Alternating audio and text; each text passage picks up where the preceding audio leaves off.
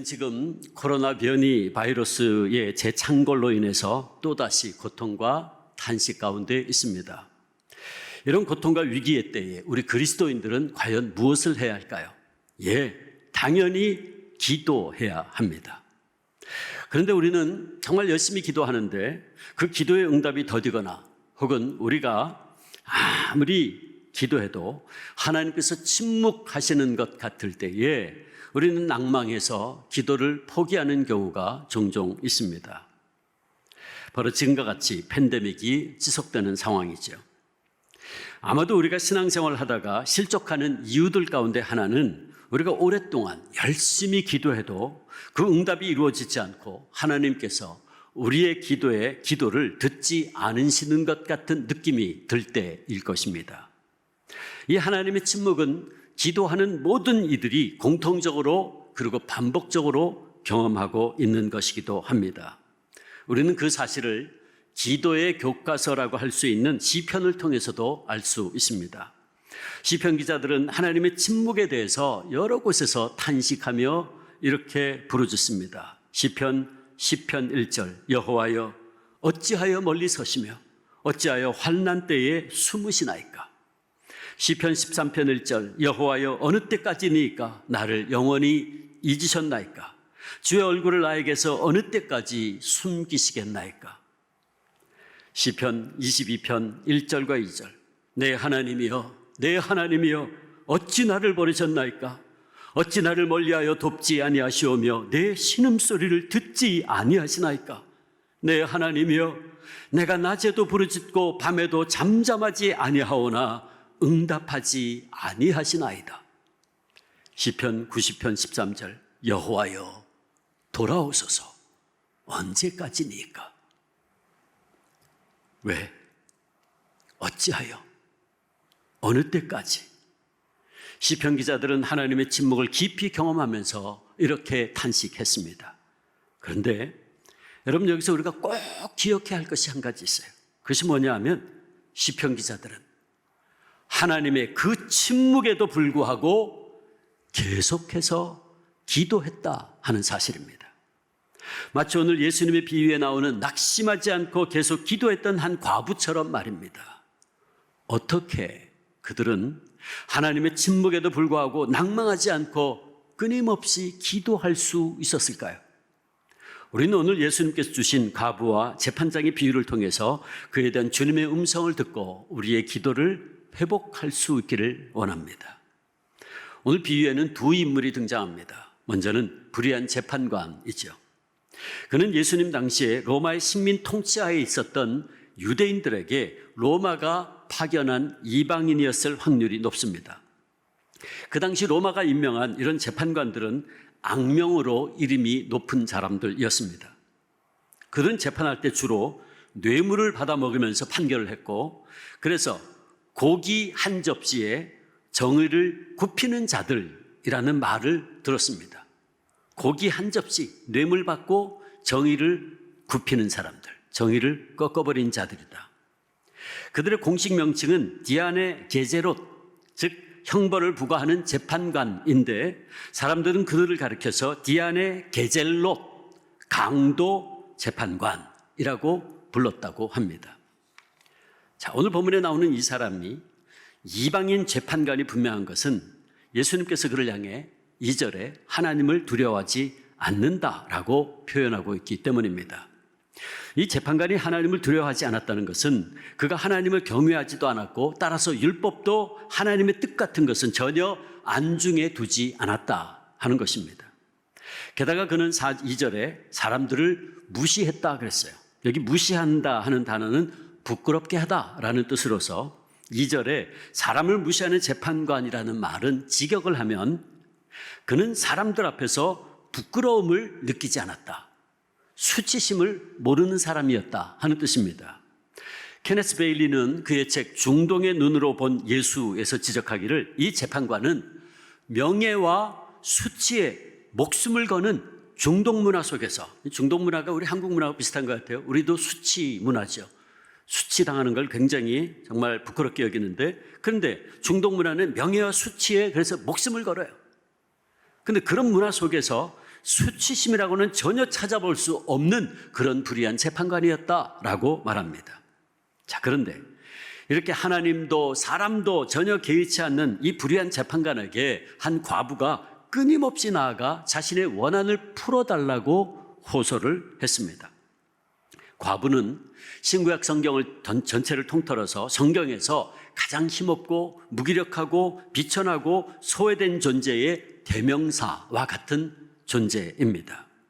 그래서 성경은 출애굽기 22장 보면 과부나 고아를 해롭게 하지 말라.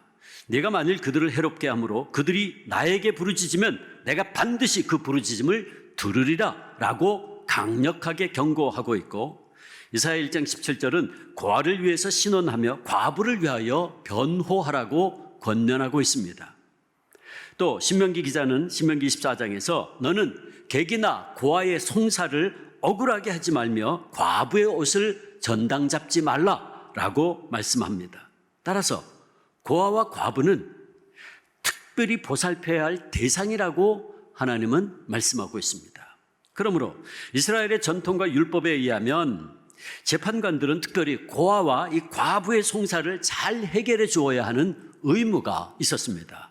그러나 이 불의한 재판관은 이 과부의 요청을 듣지 않았습니다. 4절에 그가 듣지 않았다는 것은 이 재판관이 자신에게 아무런 이득이 돌아오지 않을 것 같은 이 재판을 진행하고 싶은 생각이 전혀 없었다라는 뜻입니다. 그러나 그녀는 계속해서 이 재판관을 찾아가서 자신의 원한을 풀어달라고 요청합니다. 여기 자주라는 동사가 나오는데 이 동사의 시제가 미완료 과거입니다. 그러니까 그녀가 재판관에게 계속해서 찾아갔다는 거예요. 완료되지 않았어요. 계속해서 찾아갔다는 거죠. 그리고 여기서 원한을 풀어달라 하는 것은 그녀가 재판관에게 복수해 줄 것을 부탁한 것이 아니라 시시비비를 가려 공평하게 재판을 진행해 줄 것을 요청한 겁니다. 자기 어떤 사적인 원한을 품고 그걸 풀어달라고 한 것이 아니었어요. 공평하게 재판을 진행해 달라. 그래서 대부분의 영어 성경은 이 단어를 정의를 베풀다, grant me justice, justice라고 번역을 합니다. 결국 그녀는 이 재판관에게 공의로운 재판을 베풀어 달라고 계속해서 요청한 겁니다. 나의 이익을 위해서, 내 사역을 위해서 그냥 내 억울하니까 그거 풀어달라는 말이 아니고 공의로운 재판을 이루어달라. 자, 그러자 처음에는 그녀를 거들떠보지도 않던 이 재판관이 어느 날 갑자기 그의 마음을 바꿉니다. 그것은 자기가 잘못된 것임을 알고 뉘우치거나 혹은 과부의 송사가 정당함을 알았기 때문이 아니라 그녀의 끊임없는 탄원이 그를 번거롭게 했기 때문입니다. 여기 번거롭다라는 단어는 고생하다, 근심하다, 성가시다 그런 말입니다. 그러므로 이 과부가 나를 번거롭게 하니라는 말은 이 그녀가 나를 성가시게 하고 나로 하여금 근심하게 만들었다. 끊임없이 나를 괴롭혀서 나를 고생시키고 근심하게 했다. 그 말이죠. 그녀는 포기하지 않고 계속해서 그에게 졸라댔던 겁니다. 한밤중에도 집에 찾아가서 문을 두드리고 길에서 만나는 붙잡고 호소하고 그가 재판을 하려고 관청에 들어가면 문 앞에 서서 있다가 달려와서 원한을 풀어달라고 요청한 겁니다. 그녀가 5절 보면 늘이라는 말을 썼어요. 늘, 끝까지, 끊임없이라는 단어입니다. 그렇게 늘 와서 그를 괴롭히자 그는 마침내 두 손을 들고 만 겁니다. 결국 이 비유를 통해 예수님께서 가르치고자 하신 것은 1절에서 이미 말씀하신 대로 우리 그리스도인들은 끊임없이 기도하고 결코 낙심하거나 포기하지 말아야 한다는 것입니다. 이것을 예수님께서 6절과 7절에서 이렇게 풀어서 말씀하셨는데 의역합니다. 불의하고도 탐욕스러운 이방의 재판관도 끊임없이 요구하는 한 과부에 지쳐서 결국은 요구를 들어주는데 하물며 밤낮으로 부르짖는 하나님 백성들의 기도를 아버지께서 들어주지 않겠느냐라는 것입니다. 8절 하나님은 당신의 자녀들의 신원에 대해서 결코 오래 참지 않으시고 반드시 응답하신다는 겁니다. 하나님께서는 당신의 자녀들의 간구에 반드시 응답하신다는 겁니다. 왜? 하나님께서는 그 자녀된 우리들을 사랑하시는 분이시기 때문이죠. 당신의 독생자 예수님을 십자가에 희생시키면서까지 우리를 당신의 자녀로 삼아주셨기에 하나님 아버지가 우리의 기도를 외면하실 리가 없다는 겁니다. 그래서 바울은 그 사실을 이렇게 증언했죠. 로마서 8장 32절 우리 다 함께 같이 읽어볼까요? 같이 읽습니다. 시작. 자기 아들을 아끼지 아니하시고 우리 모든 사람을 위하여 내주시니가 어찌 그 아들과 함께 모든 것을 우리에게 주시지 아니하시겠느냐? 아멘. 그러므로 우리들은 우리가 기도하고 간구하는 것을 하나님께서 반드시 응답해 주실 것을 믿는 믿음으로 끊임없이 기도해야 하는 것입니다.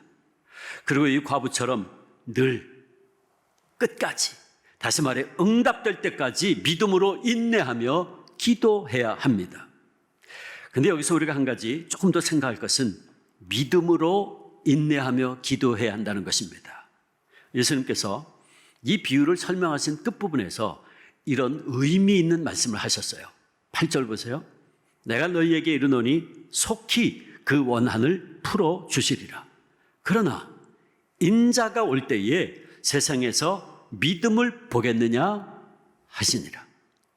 그러나 인자가 올 때 세상에서 믿음을 보겠느냐, 이게 무슨 뜻입니까? 믿음으로 끝까지 기도해야 한다는 것입니다. 이 말을 풀어서 설명하면 이렇습니다. 주님께서 재림하시는 그때에, 세상의 종말의 때에, 그때까지도 기도하고 있는 성도들, 포기하지 않는 성도들, 낙심하지 아니하고 믿음으로 기도하고 있는 사람들을 찾아볼 수 있겠느냐 하는 말씀입니다. 여기 헬라어 성경에는 믿음이라는 단어에 정관사가 붙어 있어요. 더라고 하는 정관사가 붙어 있어요. 그 믿음입니다. 다시 말해서 주님께서 다시 오실 때 세상이 점점점 악해져서 종말을 향해 나가는 동안에도, 세상에 온갖 죄악의 물결이 범실되는 동안에도, 그래서 믿는 사람들에게 수많은 고통과 아픔이 있다고 할지라도 하나님께 대한 소망과 믿음을 끝까지 잃어버리지 않고 기도하는 그 믿음을 볼 수 있겠느냐라는 말씀입니다. 사실 누가복음이 기록될 당시에 초대교회 성도들은 믿음을 포기할 정도로 극심한 환난과 핍박 가운데 놓여 있었습니다. 그런 상황에서 누가는 예수님께서 성도들의 부르짖음에 반드시 응답할 것이므로 낙심하지 말고 믿음으로 지키면서 끝까지 기도할 것을 권면한 겁니다.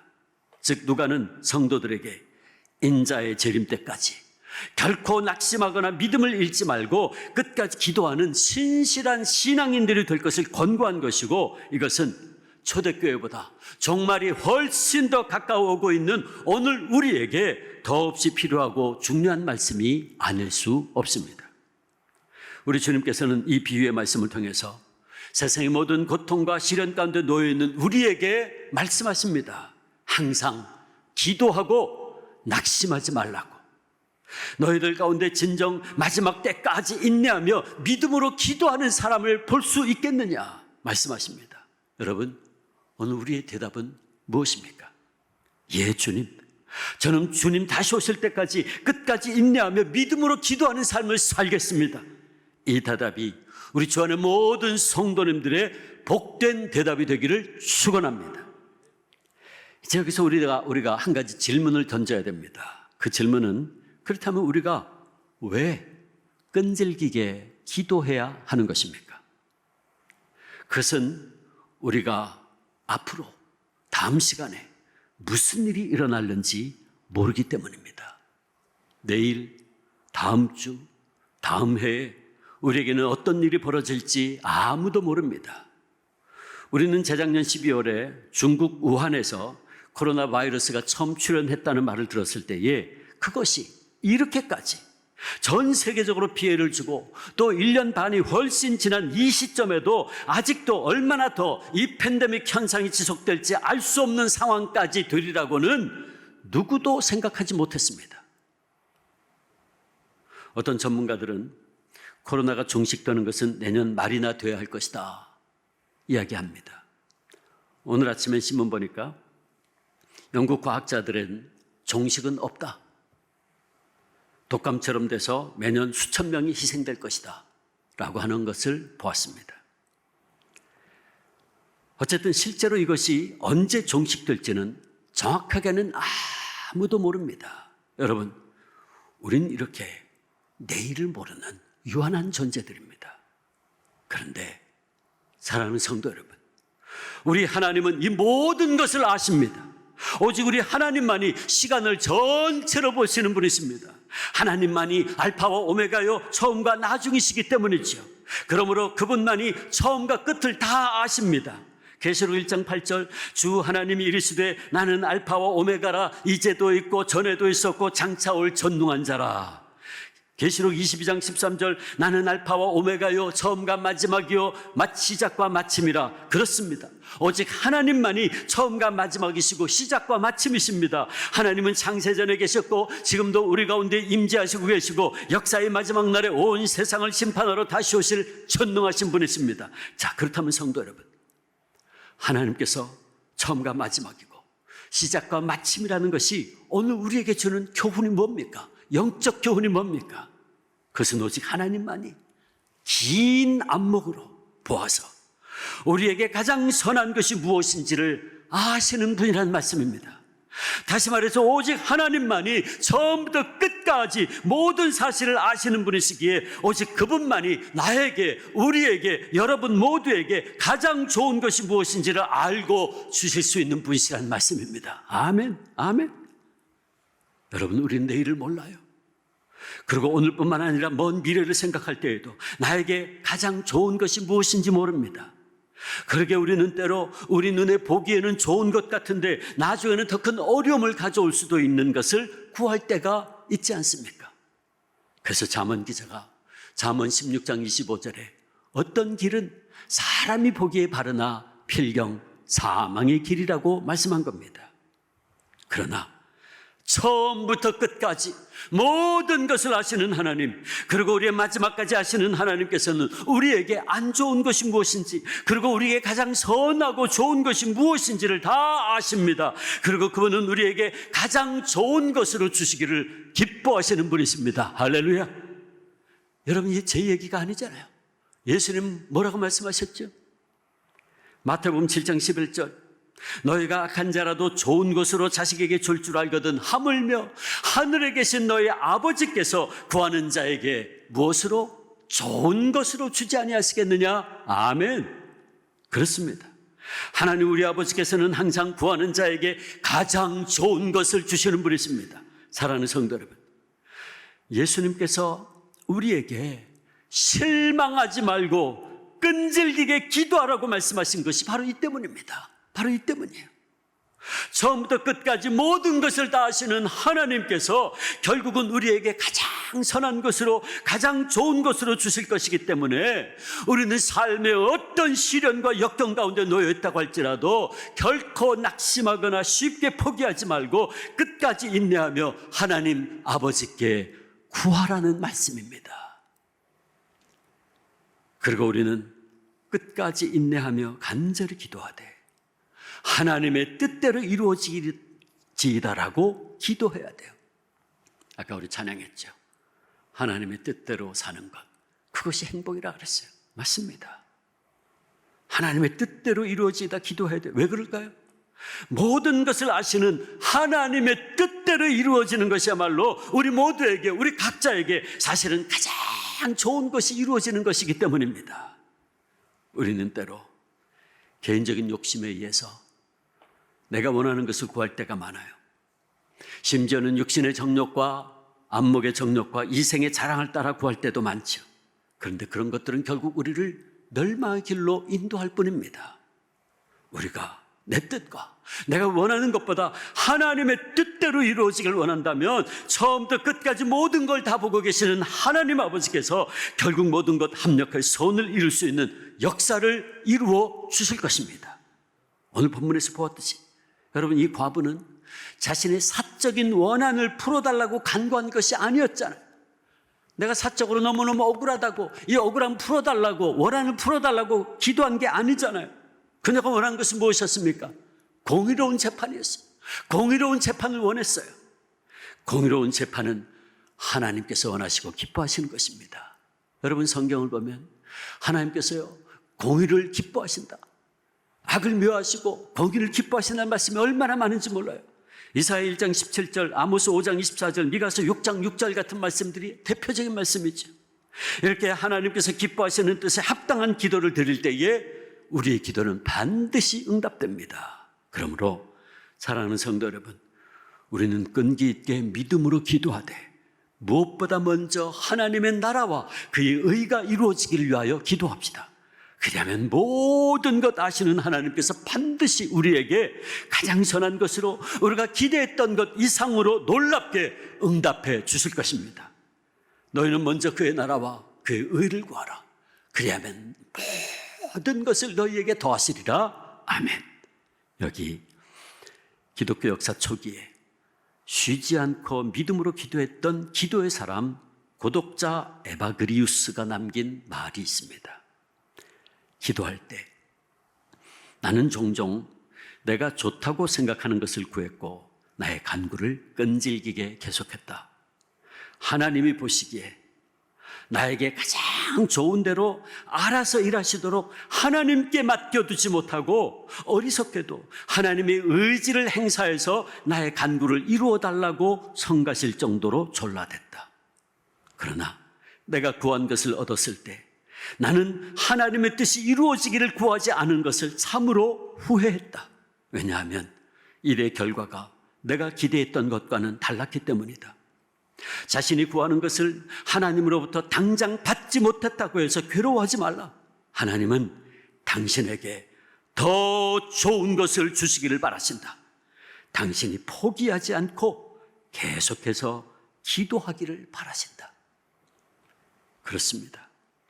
우리가 우리에게 더 좋은 것을 주시기를 기뻐하시는 하나님을 바라고 삶의 어떤 시련과 역경 가운데서도 인내하며 포기하지 아니하고 끈기 있게 간구할 때 하나님은 반드시 당신의 때에 당신의 방법대로 당신의 뜻 가운데서 우리에게 가장 좋은 것으로 인도하여 주실 줄 믿습니다. 여기 끈질기게 기도한 어머니의 기도가 하나도 땅에 떨어지지 아니하고 모두 응답된 믿음의 이야기가 있습니다. 우리 교회에서 부흥회를 인도하셨던 목포 사랑의 교회 백동조 목사님의 모친의 이야기입니다. 백동조 목사님 어머니는 기도의 사람이었습니다. 이 어머니께서는 너무 어려운 가정 형편에서 전도를 받고 자녀가 10명이 넘었다 그래요. 그러니 얼마나 고생하셨겠어요. 교회를 나가서 기도를 시작했는데 교회 간 첫 예배 때 하나님의 살아 역사하심을 이 어머니가 경험했어요.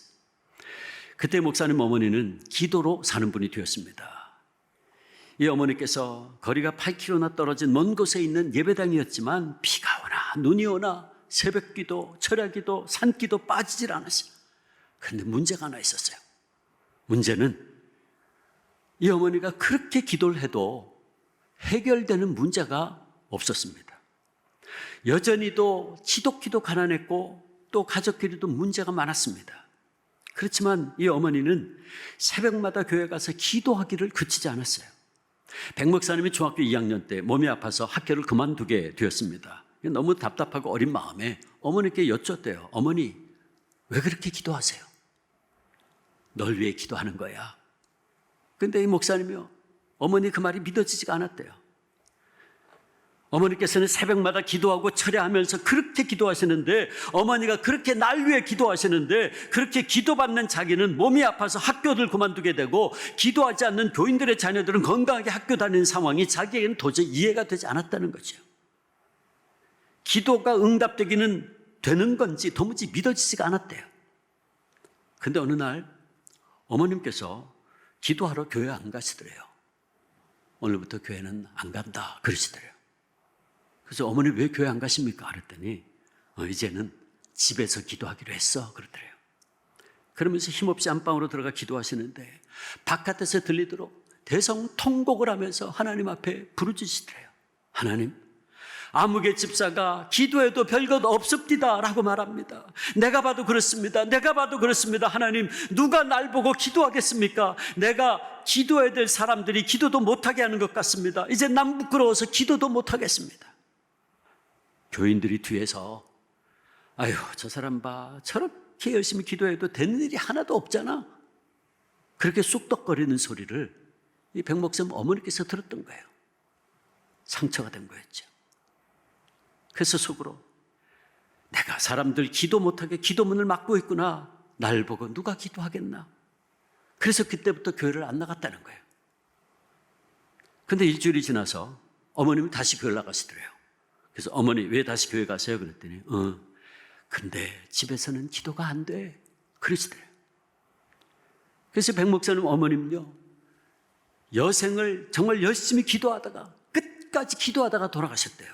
그런데 돌아가실 때까지도 많은 문제들이 응답받지 못했다는 거예요. 자, 그런데 백동조 목사님이 신학을 하고 목회를 하며 이제야 절절히 깨달아지는 것이 있다고 말씀합니다. 그것은 목사님의 사역을 자기가 가만히 돌아보니까 하나같이 어머니의 기도 응답이 아닌 것이 없었다는 거예요. 하나님은 응답하지 않는 것 같았지만 사실은 기도의 양을 채우고 계셨다는 것이었어요. 그렇지 않으면 지금 자신의 사역이 많이 열매를 맺게 됐는데 이게 도무지 설명할 길이 없다는 거예요. 그래서 백 목사님은 어머니의 기도가 지금 자신의 삶과 목회 가운데 하나하나 다 이루어지고 있다고 고백합니다. 여러분, 백 목사님 어머님 진짜 능력 있는 기도자였어요. 왜 그럴까요? 아무 응답도 없는데 기도를 끝이지 아니하고 끝까지 인내하며 믿음으로 기도한 분이었기 때문입니다. 사랑하는 성도 여러분, 하나님께 삶의 여러 가지 문제들을 가지고 눈물로 기도했지만 여전히 해결되지 않아 탄식하고 있습니까? 그렇게도 기도했지만 부부관계는 여전히 나아지지 않아 힘들어하고 있습니까? 그렇게도 기도했지만 아이들은 여전히 어처구니 없을 정도로 어긋나고 있습니까? 그렇게도 기도했건만 여전히 경제적인 상황은 조금도 변하지 않습니까? 그렇게도 기도했건만 여전히 질병에서 헤어나지 못해 좌절 가운데 있습니까? 그래서 이제는 기도를 포기하려고 하십니까? 아닙니다. 안 됩니다. 기도를 포기해서는 안 됩니다. 우리 다시 한번 우리 기도의 무릎을 세워서 처음과 나중이신 하나님, 가장 긴 안목으로 우리에게 가장 선한 것이 무엇임을 아시는 하나님 앞에 다시 한번 우리 믿음으로 나아갑시다. 심지어는 우리의 죄와 불순종과 욕심과 실패조차도 결국은 변하여 합력해 선으로 바꾸시는 하나님, 그 하나님 앞에 다시 한번 달려나갑시다. 그리고 하나님, 당신의 뜻을 이루어 달라고 믿음으로 고백하며 나갑시다. 우리가 이렇게 포기하지 아니하고 또다시 인내하고 믿음으로 그분 앞에 달려나갈 때 하나님께서 반드시 당신의 뜻 가운데서 가장 선한 길로, 가장 좋은 길로 저와 여러분을 인도하여 주실 줄 믿습니다.